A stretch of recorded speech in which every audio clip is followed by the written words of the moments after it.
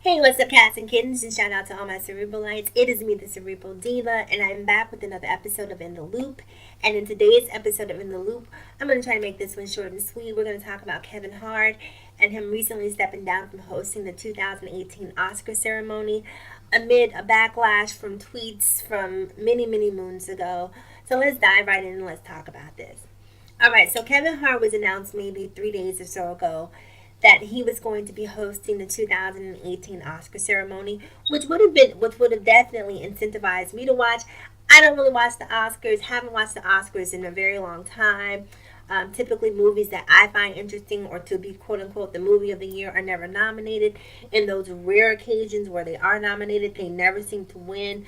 So for that reason, I just have personally decided the Oscars aren't for me. It's just not my. It's not my thing. But knowing that Kevin Hart was going to be hosting could have definitely induced me to watch. So that's not going to happen now. So again, I probably won't be watching.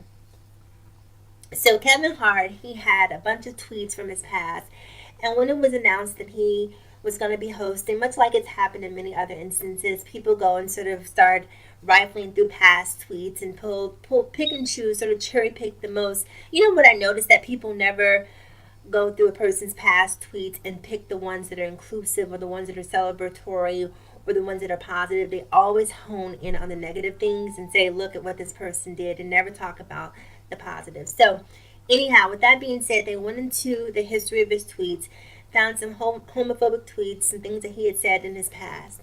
Now, I'm not excusing homophobia. I don't think it's right. I don't think that it's cool, the things that Kevin Hart said, but I do believe in evolution. Let me tell you why I believe in evolution.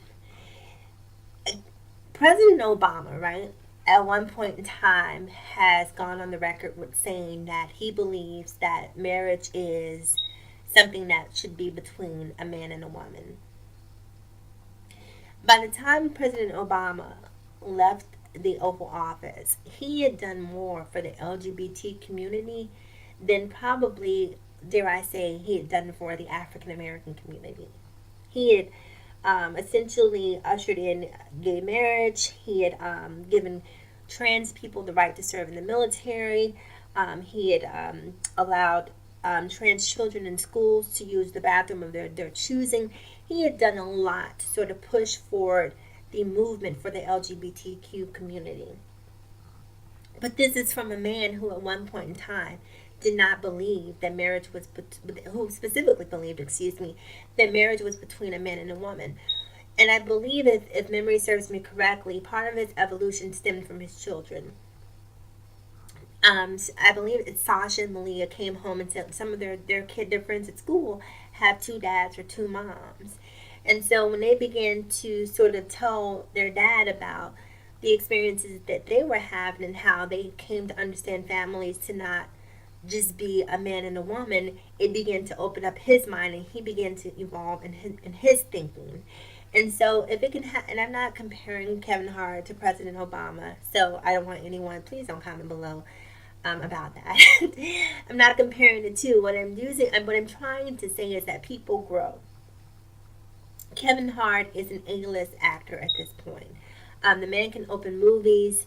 He has box office success, bar none. So he is dealing obviously with people in the LGBT community if he's in Hollywood.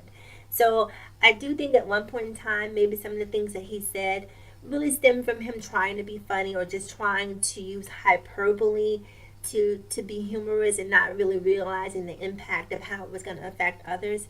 But I ultimately think that sometimes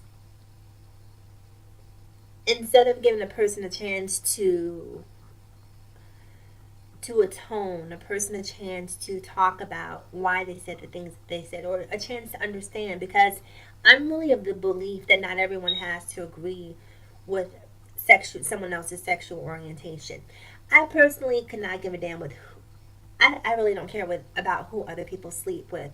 As long as I'm not sleeping with you, you can sleep with who you want to, where you want to. It's just not my business. So I'm not really invested in someone else's intimate activities to that degree that I would actually be bothered to the point of violence or to make a joke about who someone else chooses to sleep with. So I definitely think in the African American community that there is room for growth, that we have to get better in terms of acceptance, inclusion, and allowing people the space to live and be themselves. I also think in the African American community, there's a huge double standard where, if you're a woman who's lesbian and you're hyper masculine, and, even if you're a trans man in the African American community, you're much more likely to find acceptance in the African American community than you are being a openly effeminate, androgynous male. So, even if you look at the stuff that happened with Dwight Howard just this past week, that in itself just definitely speaks to how far we have to go in terms of acceptance and inclusion. I really don't understand what the big deal is about Dwight Howard sleeping with this guy. The reason why I don't understand why it's a big deal is because I'm not sleeping with Dwight Howard. I'm not sleeping with the guy. So if the two of them happen to find solace and comfort in one another, then so be it. It's really not my business. At the end of the day, I think that Kevin Hart should apologize for the things that he said, which he's done.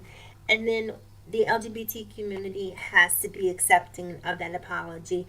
And let's try to build bridges and not walls.